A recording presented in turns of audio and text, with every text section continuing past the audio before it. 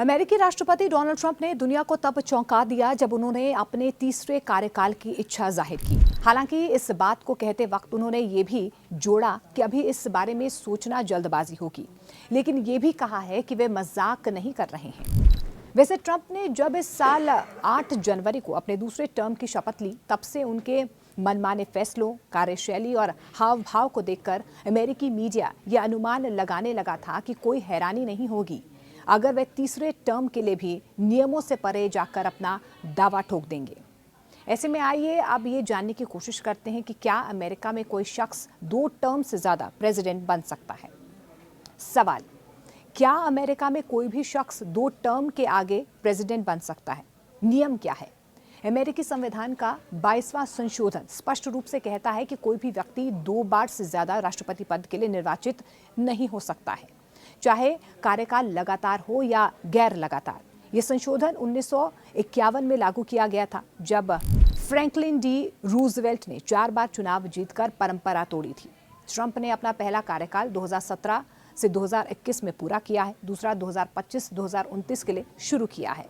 इस हिसाब से 2028 में तीसरे कार्यकाल के लिए चुनाव लड़ना संवैधानिक रूप से असंभव है जब तक संविधान में कोई बदलाव ना हो। हाँ, संशोधन हो सकता है, लेकिन ये इतना आसान नहीं है। इसके लिए कांग्रेस के दोनों सदनों यानी कि हाउस ऑफ रिप्रेजेंटेटिव्स और सेनेट में 2/3 बहुमत चाहिए और साथ ही 50 में से 38 राज्यों की विधानसभाओं की ओर से अनुमोदन हो।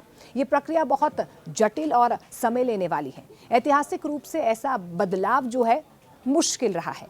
सवाल, क्या ट्रंप ऐसा कर सकते हैं? ट्रंप के बयानों और उनके सहयोगी जैसे स्टीव बेनन के स्टेटमेंट से ऐसा लग रहा है कि वे संभावित रास्तों पर विचार कर रहे हैं। संवैधानिक संशोधन ट्रंप समर्थक 22वें संशोधन को हटाने या बदलने की कोशिश कर सकते हैं। इसके लिए उन्हें रिपब्लिकन पार्टी का मजबूत समर्थन, कांग्रेस में भारी बहुमत और कई राज्यों का साथ चाहिए, क्योंकि मौजूदा राजनीतिक माहौल में ये मुश्किल है, क्योंकि डेमोक्रेटिक और कुछ रिपब्लिकन भी इसका विरोध कर सकते हैं।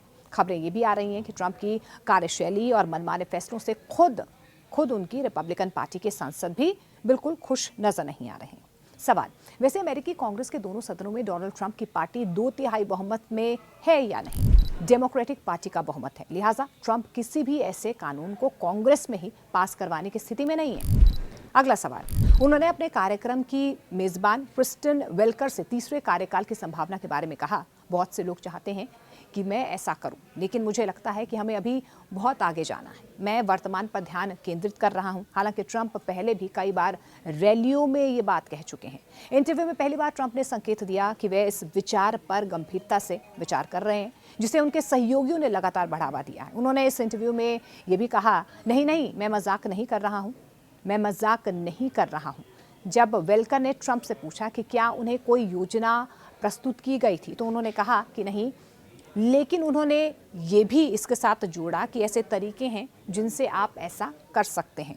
जब इंटरव्यूअर वेलकर ने ये पूछा कि क्या वो 2028 में उपराष्ट्रपति जेडी वांस को टिकट देकर प्रेसिडेंट के लिए रखेंगे और फिर वांस जीतने के बाद ये पद ट्रंप को सौंप देंगे, तब ट्रंप ने कहा, ये एक तरीका है जिससे ऐसा हो सकता है, लेकिन और भी विकल्प हैं। क्या अमेरिकी संविधान के अनुसार ट्रंप अगले चुनावों में उपराष्ट्रपति का चुनाव लड़ सकते हैं, जिससे डी वांस प्रेसिडेंट बनने के बाद पीछे हट जाएं, तो ये पद खुद ब खुद ट्रंप संभाल सकते हैं? ऐसा नहीं हो सकता है, क्योंकि अमेरिका में 12वें संशोधन में कहा गया है कि राष्ट्रपति के पद के लिए संवैधानिक रूप से अयोग्य कोई भी व्यक्ति संयुक्त राज्य अमेरिका के उपराष्ट्रपति के पद के लिए योग्य नहीं होगा। लिहाजा इस बात पर बहुत संदेह है कि ट्रंप को तीसरे कार्यकाल का रास्ता मिलेगा।